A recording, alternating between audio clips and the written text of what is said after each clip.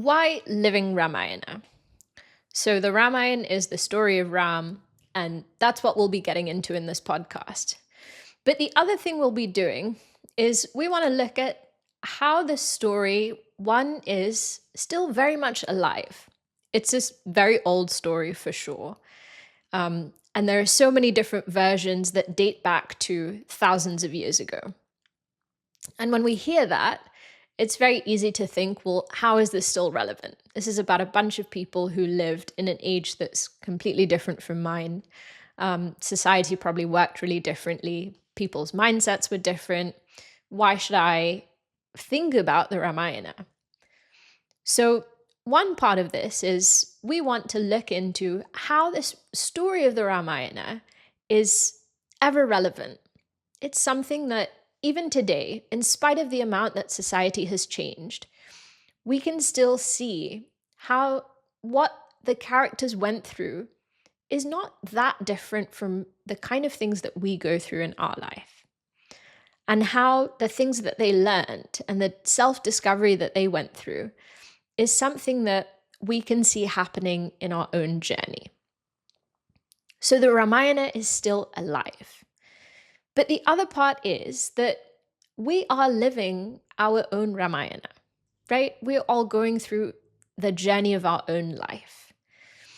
And the same as Ram went through huge challenges, we also go through challenges in life.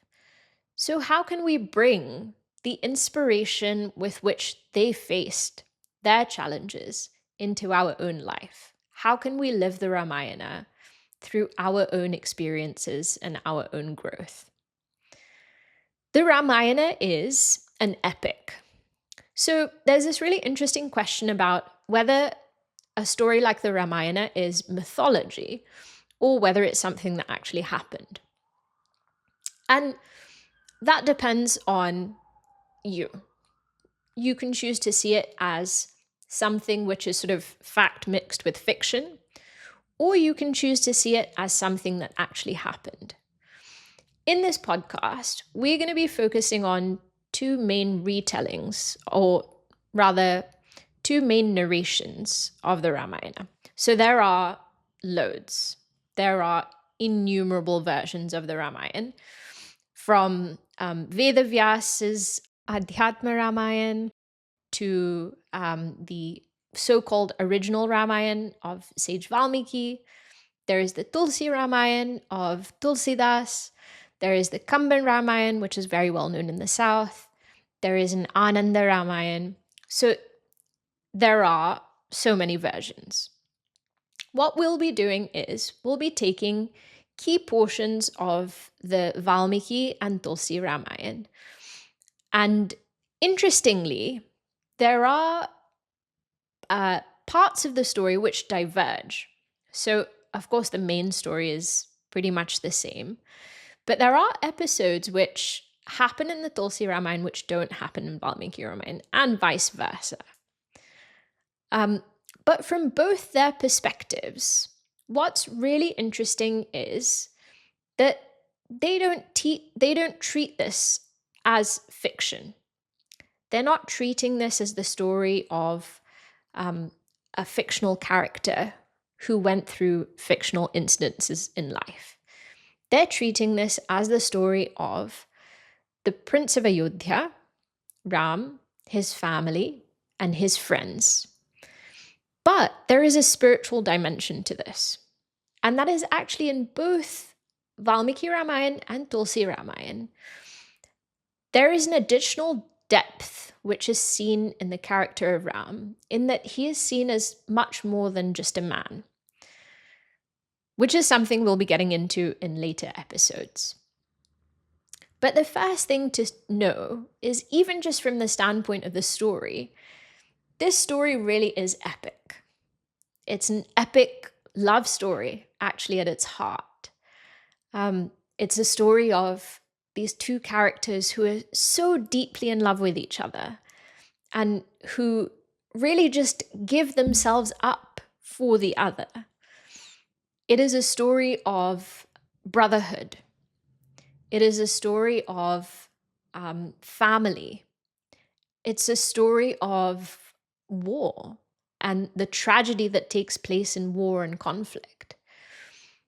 And really, what it is, by showing us all these different aspects, it is an intensely human story.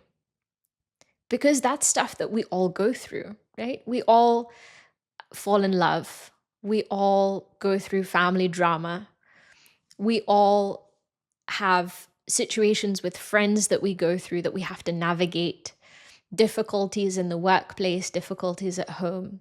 All of these things are reflected in the Ramayana. And that's what makes it so special and still relevant today. So, we'll be looking at this aspect of the Ramayana, the very human challenges that make it relevant to us. But the other thing that we'll be doing is looking at the lessons that we can draw from the story. The other really interesting thing is not only the story, but who wrote it. So we'll be looking, as I said, at two versions. One is by Valmiki and one is by Tulsidas. Valmiki himself has a really interesting life story. So he lives the first part of his life as what you would call a highway robber.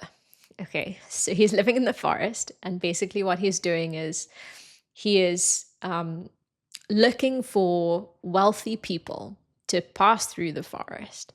And if he sees someone wealthy and he sees someone with something worth stealing, then he and his gang of robbers will stop them and they will steal whatever they can from those travelers.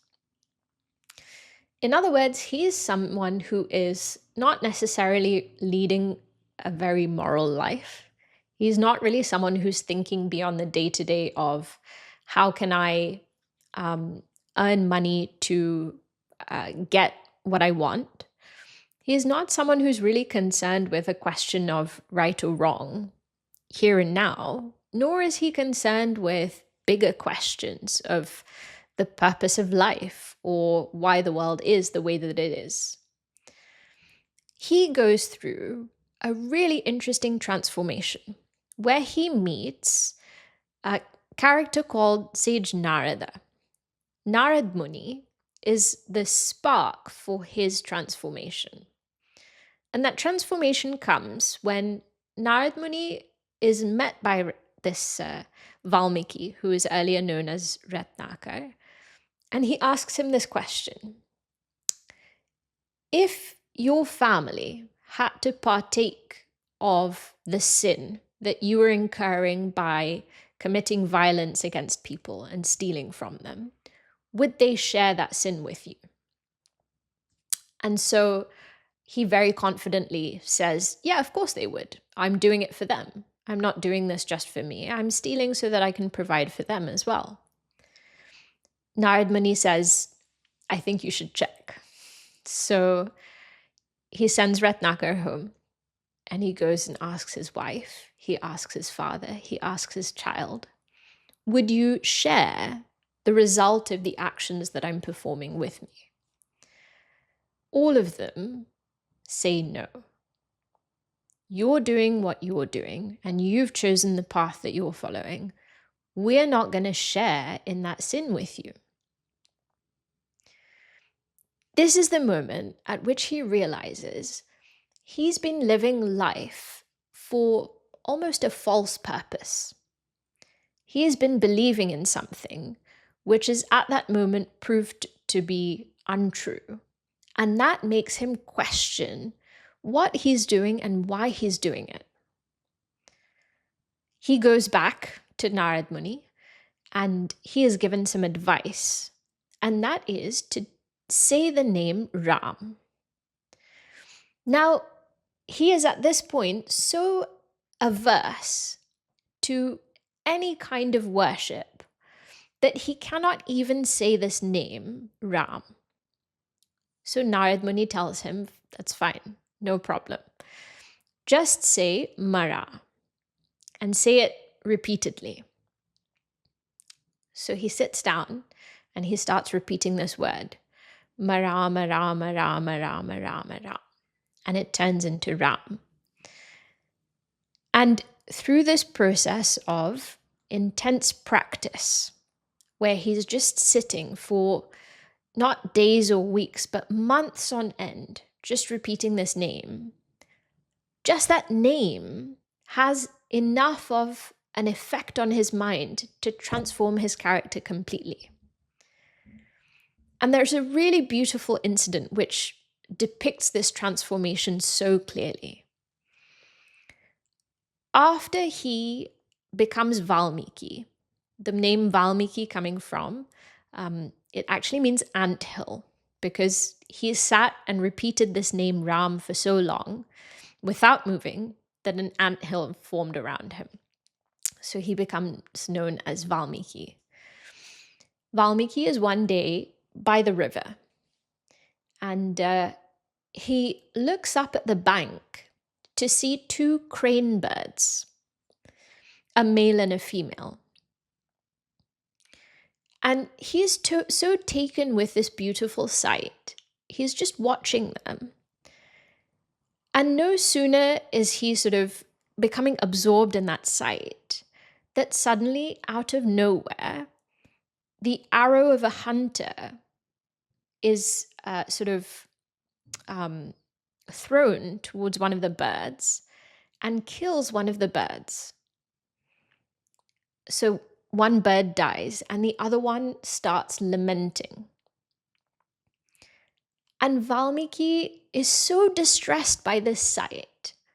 He has become so sensitive to the suffering of others, not only of human beings, but of animals, that he is immediately just overwhelmed with grief. And actually what he does in that moment, because he is overwhelmed with grief, is he curses the hunter who has killed this bird. Valmiki then goes on to take that curse, which he's pronounced in poetry form, as the inspiration for the rest of the Ramayana. So he takes this as a sign that he can, because he's composed something so poetic, that he now has to do something with this talent. And so he's told, you can write the story of Ram. The other author, so if we just pause with Valmiki for a second, the other author who we're going to be looking at, or whose composition we'll be looking at, is Tulsidas. And Tulsidas also has a really fascinating life story. He is abandoned by his parents essentially when he's young. He is brought up by someone who's known to his parents. He's brought up by someone who's essentially a maid to his parents for a few years. She soon passes away, so he's on his own. He gets married very young, and he becomes very attached to his wife. So much so that she one day says, I'm going to visit my parents. And she does so without telling him. So she leaves a note for him, and he comes home to an empty house. He is so agitated that his wife is not home when he comes home, that he immediately sets off to follow her to her parents' house. He encounters lots of bad weather on the way. The river is flooded. He has to cross the river. So he gets to her house. And because it's so late at night, he doesn't want to knock on the front door and embarrass himself in front of his parents-in-law. So he instead decides to climb up the side of the house and enter into his wife's room through the window. So he climbs up the side of the house, enters in through the window, and she sees him. And she is just so shocked that he cannot be separated from her for even a night, even a few hours. She says to him, if you thought about God as much as you think about me, if you were as attached to God as you were to me, you would be free by now. And this is his turning point, where he realizes, I'm thinking about my relationships in the wrong way. The only kind of constant in my life can really only be God. My wife has recognized it, and I haven't. So he goes off on this journey of discovery, and he learns from lots of different people. His is also a really beautiful story where he is said to actually meet Hanuman in the course of his writing the Ramayana. Not only Hanumanji, but he then goes on to meet Ram and Lakshmana as well. So you have these two authors, Valmiki and Tulsidas, who are so, in their own ways, have given us these beautiful poetic compositions that are filled with so much depth, but that are also filled with so much reverence and so much care and so much attention.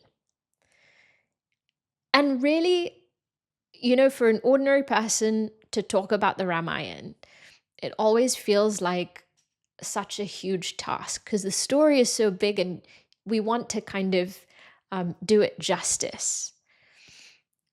But the beauty of the story and the beauty of all the characters is so clearly portrayed by these two incredible figures who are really like saints in the sense that their character and the way that they think is so elevated.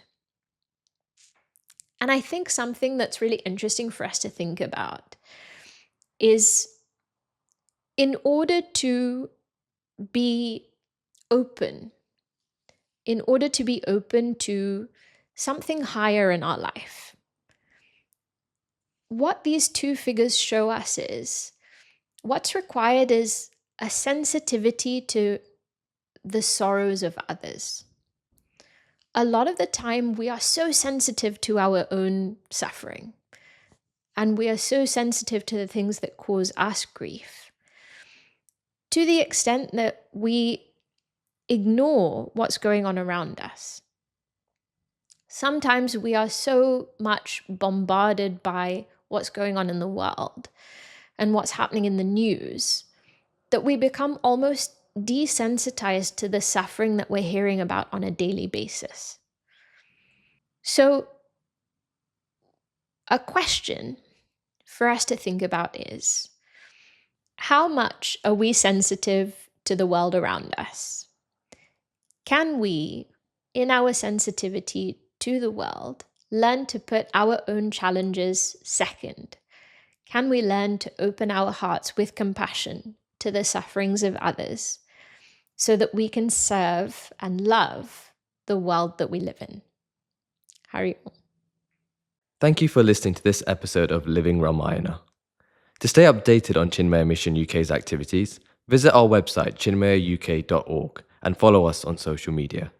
Subscribe to this podcast and join us for the next episode. Hari Om.